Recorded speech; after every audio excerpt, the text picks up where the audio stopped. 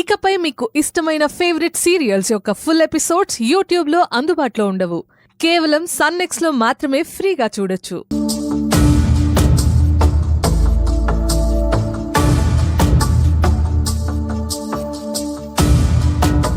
అన్నా, ఎందుకు అంత దిగులుగా కూర్చున్నావు?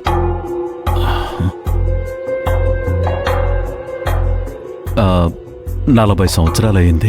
పేదవాడిగా పుట్టాను, పేదవాడిగానే పెరిగాను. ఈ రోజుకి కూడా పేదవాడిగానే ఉన్నాను. తండ్రి లేకపోవడం వల్ల ఏంటో అడిగింది ఇచ్చేవాళ్ళు ఎవ్వరూ లేరు. నాకేదైనా కావాలనిపించి కొనుక్కోవాలన్నా కూడా డబ్బులుండేవి కావు. 1 రూపాయి చాక్లెట్లు, 2 రూపాయల ఐస్ క్రీము, ఇంత చిన్న చిన్న వస్తువులే కొనుక్కోలేక, ఆశ తీర్చుకోలేక సతమతమైపోయేవాణ్ణి.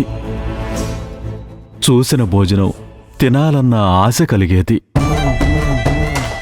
ఒక మంచి చికెన్ బిర్యానీ తినాలని ఆశ ఉండేది.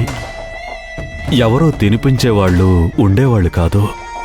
చిరంజీవి సినిమా రిలీజ్ అయిన మొదటి రోజే చూద్దామని అనుకునేవాణ్ణి. కానీ డబ్బులుండేవి కావు. నా తోటి వాళ్ళందరూ బ్లాక్లో టికెట్లు కొనుక్కుని సినిమాకు వెళ్లేవారు. రూపాయి పోగేసుకుని నేనెప్పుడో చూసేవాణ్ణి. వయసు పెరిగే కొద్దీ వేసుకోవడానికి మంచి బట్టలుండేవి కావు, కాలికి చెప్పులుండేవి కావు. నా బట్టలు చూసి ఎవ్వరూ నాతో కలిసేవాళ్లు కాదు. ఇంట్లోనూ అనాథనే, బయట అనాథనే. కోరింది దొరికేది కాదు. దొరికిన దానితో అడ్జస్ట్ అవ్వాల్సి వచ్చేది. కొన్నిసార్లు ఆకలి తీర్చుకోవడానికి వెళ్ళి పెళ్లి బంతులో కూర్చునేవాణ్ణి. వాళ్ళు నన్ను కనిపెట్టి మెడబట్టి బయటికి తోసేసేవాళ్ళు. చేతిలో డబ్బులుండి ఉపవాసం ఉంటే అసలేం అనిపించదు. కాని డబ్బుల్లేక ఉపవాసం ఉంటే అది నరకం. ఒకవైపు ఆకలి, ఒకవైపు బాధ.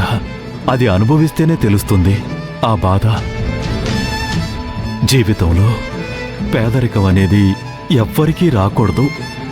నీకు అడగకుండానే అన్నీ దొరికేవి కదా. ఈ బాధలు, కష్టాలు నీకు తెలుసుండకపోవచ్చు. పేదరికం ఏంటి అనేది నాకు తెలీదు. అది నిజమే. కానీ నీ మాటల్లో ఎంత బాధ ఉందనేది నాకర్థమైంది. చెల్లెమ్మా, చెప్పన్నా. నాకు ఒక ఆశ ఉంది, తీరుస్తావా? ఏదైనా కానీ నేను తీరుస్తాను. I promise.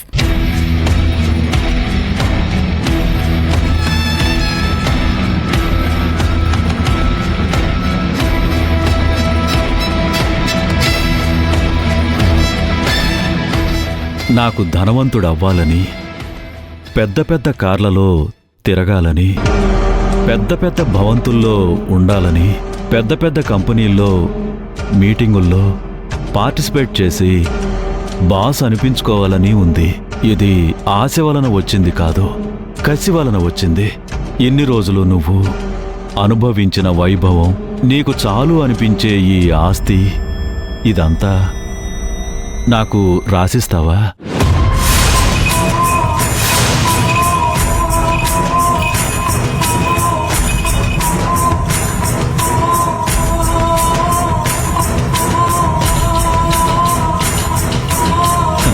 ఎందుకంటే మన ఆస్తిని వేరే వాళ్ళకి రాసివ్వడం కొత్త విషయం కాదు. నా తమ్ముడు హరిప్రసాద్, నా చెల్లెలు హ్యాపీగా ఉండాలని ఆస్తిని రాసి ప్రాణత్యాగం చేశాడు.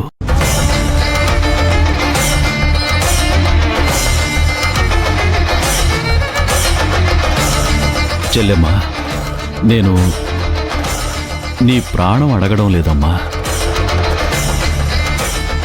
జస్ట్ నీ ఆస్తి అంతే. లైఫ్లో కనీసం ఒక్కరోజైనా నేను 1000 కోట్ల ఆస్తికి ధనవంతుణ్ణి అనిపించుకోవాలని అనుకున్నాను. ఆ తర్వాత నేను చనిపోయినా పర్వాలేదు, ఈ కలని నెరవేరుస్తావా చెల్లెమ్మా?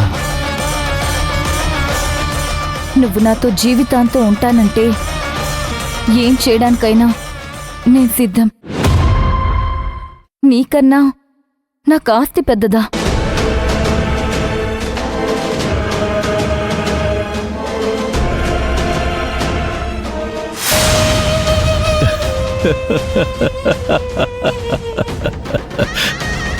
ఎంత పేమెంటు చిన్న యాక్టింగ్కి దొరుకుతుంది అనుకోలేదు.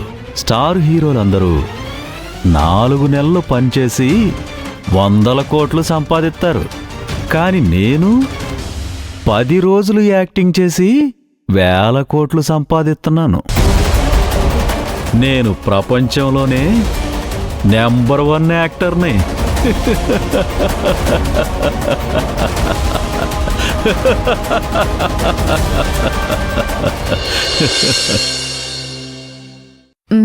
నేను ఆల్రెడీ మీతో మాట్లాడాను కదా. అవును, మా అన్నయ్య లాంటి వాడని ఇప్పుడే తెలిసింది. ఆయన ఎవరో కాదు, నా సొంత అన్నని. అదెలా అంటే, మీ తండ్రి గారైన చంద్రప్రకాష్ మాస్టర్ గారి మొదటి భార్యని నేనే. నా తండ్రి విల్లు ప్రకారం మొత్తం ఆస్తి ఆయన మొదటి కొడుక్కే వెళ్లాలని రాసుంది. మీ నాన్నగారి ఆస్తి తన కష్టార్జితమా?